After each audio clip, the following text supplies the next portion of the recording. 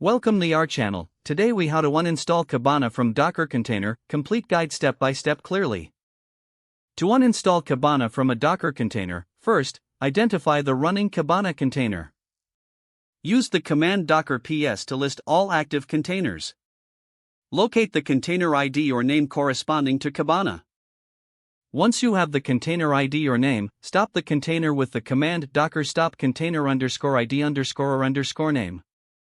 Confirm that the container has stopped by running docker ps again. Next, remove the stopped container using the command docker rm container _ID_or name. If you wish to remove the Kibana image as well, first list all images using Docker images.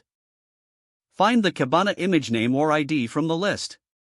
To remove the image, use the command docker rmi image _ID_or name.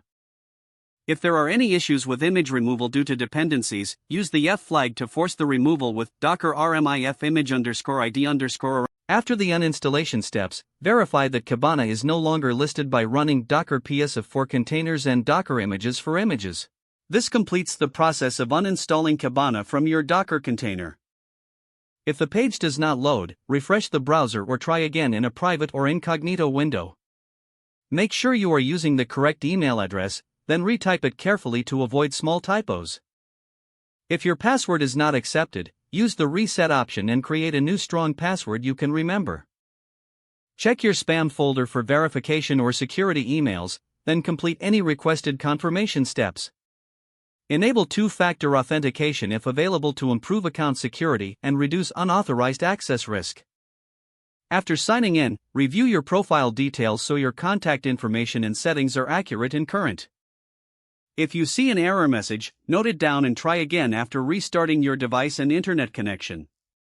Log out when you finish, especially on shared devices, to keep your account and payment information secure. If the page does not load, refresh the browser or try again in a private or incognito window. Make sure you are using the correct email address, then retype it carefully to avoid small typos. If your password is not accepted, use the reset option and create a new strong password you can remember. Check your spam folder for verification or security emails, then complete any requested confirmation steps. Enable two-factor authentication if available to improve account security and reduce unauthorized access risk. After signing in, review your profile details so your contact information and settings are accurate and current. If you see an error message, note it down and try again after restarting your device and internet connection. Log out when you finish, especially on shared devices, to keep your account and payment information secure. Don't forget to like this video and subscribe to our channel for more step-by-step tech guides.